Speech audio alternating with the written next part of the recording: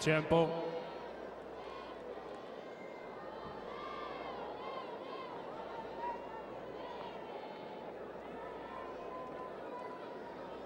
David Ferrer will try to regroup somehow, some way. He has been thoroughly manhandled by Rafa Nadal through the opening half hour of this championship match as he tries to defend the title of the last 3 years. It's an uphill battle, but he'll try as he puts himself to the service line as we begin set number 2.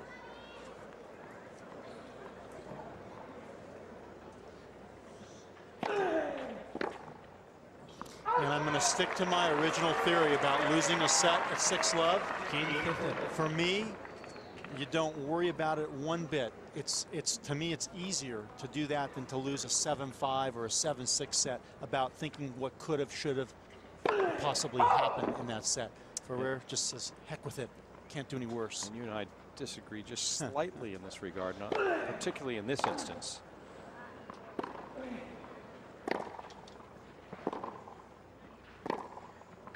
Because, well, I will say I understand what you're saying as far as a mental block and trying to push through it. Just forget about it and say, oh, that's an anomaly. And it might be an anomaly in other cases, but it's not in this case. This has been a man, Rafa Nadal, who has thoroughly demoralized Ferrer on their last 3 occasions. I mean, a bagel set in Rome to finish off the match. He only won 5 games in 3 sets at Roland Garros in their last meeting.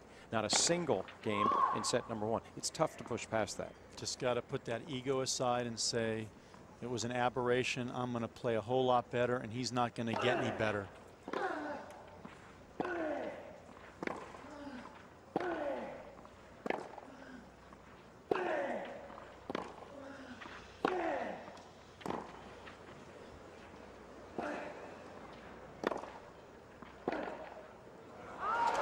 And keep believing that it can't get any worse, even though we know it can. You just tell yourself it's not going to happen.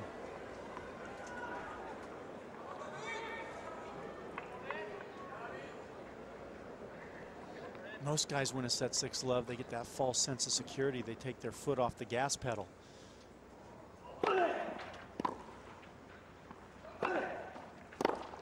Oh, boy, Nadal guessed perfectly, anticipated.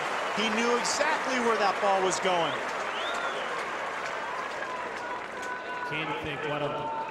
He was heading to his forehand well before Ferrer hit it. And now Ferrer's in a world of hurt.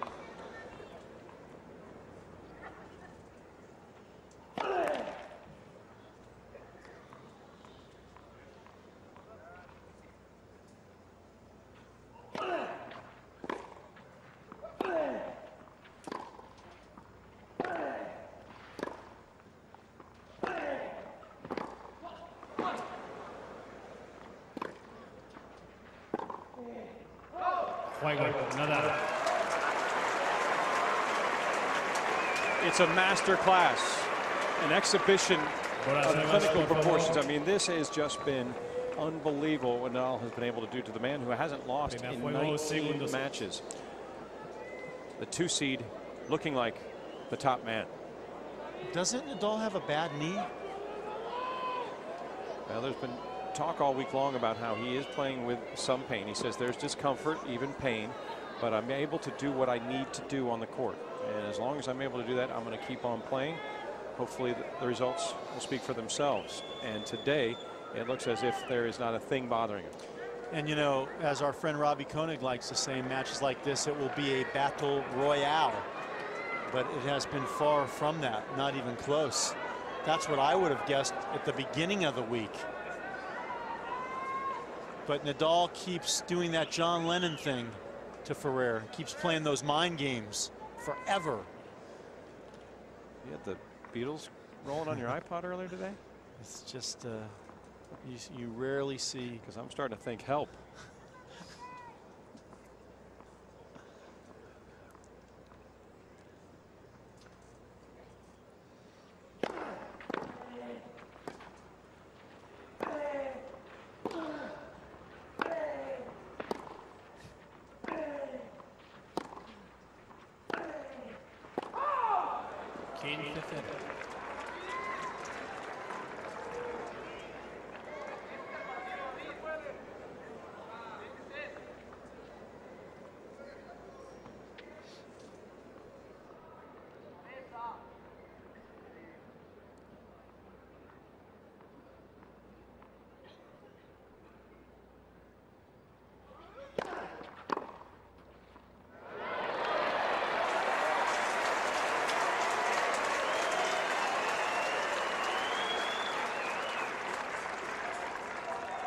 15 iguales. A rare winning shot from Ferrer. Those have come too far, less than he would have wanted. Let's. Primer servicio.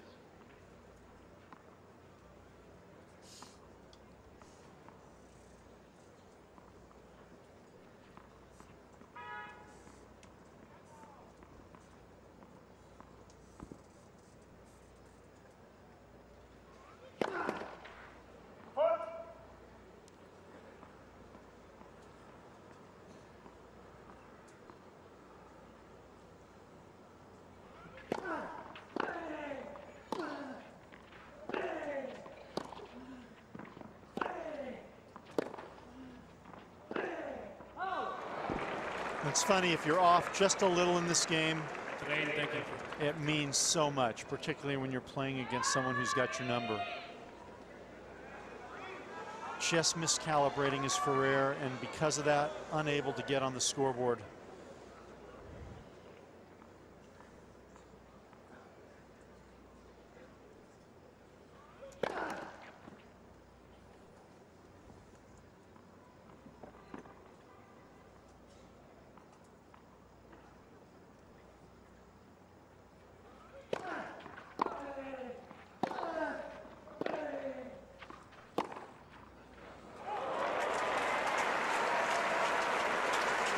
And you combine his lack of precision, that being Ferrer, with the excellence of Nadal, his precision, his shot making. Well, hence you can see why Ferrer can't get off the schneid.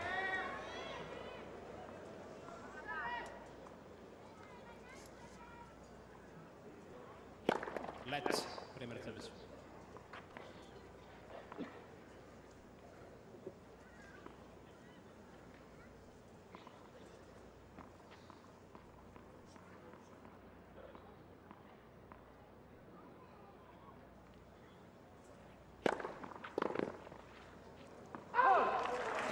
We're going to start running out of superlatives. Merciless, now ruthless. Rafael Nadal wants the Waquet, which is a big silver pear-shaped trophy they award to the champion here in Acapulco. You better get the buffer ready. It's that 100% silver trophy with the gold center. It's going to look nice on the mantelpiece at the rate we're going, and this will finish in under an hour if Ferrer can't find something to do to offer resistance. Doesn't Love and Love pay double? You'd have to talk to Raul Zurituza, the tournament director, about that. I don't think there's a double payout.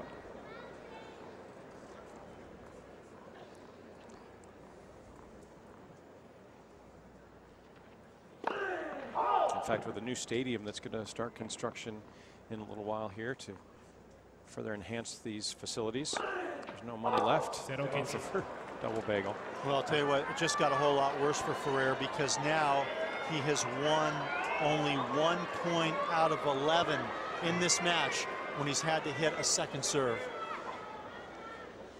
And his first serve hasn't held up very well either. Only 43% in the opening set, and it's been continually sliding downhill.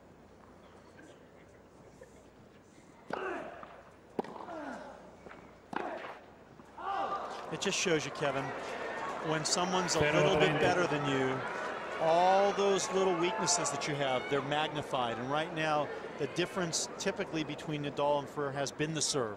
Huge difference, and we're seeing it right now.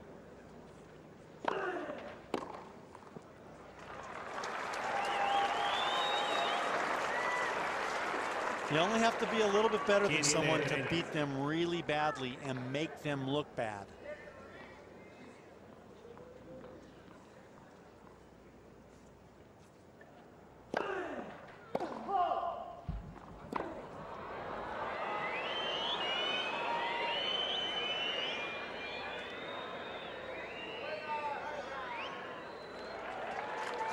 It's small consolation, isn't it? He gets to hit another first serve.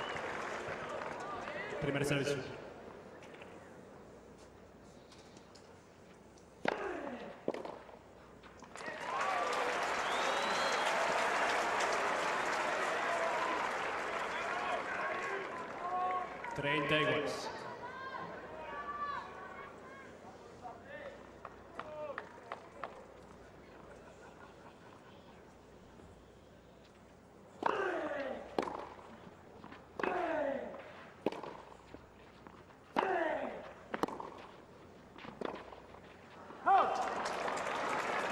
This crowd wants to erupt. They want Ferrer to get on the board, but he just can't make it happen. And they're so used to seeing Ferrer having the upper hand. I mean, over the course of his last team matches, of which he hasn't lost a single, 3-time defending champion, he looks absolutely vulnerable is an understatement.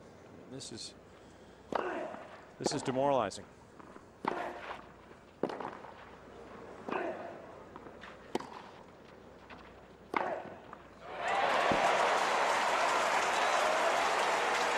That looks far more like a guy that has won 19 consecutive matches on this surface at this event. Boy, but I'll tell you what, Nadal's trying to make the streak end and end with a flourish.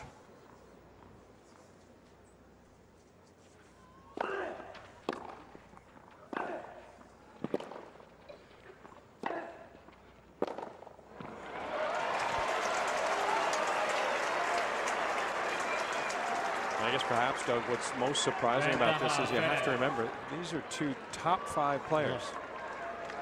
The one who's taking the beating the most is ranked number 4 in the world.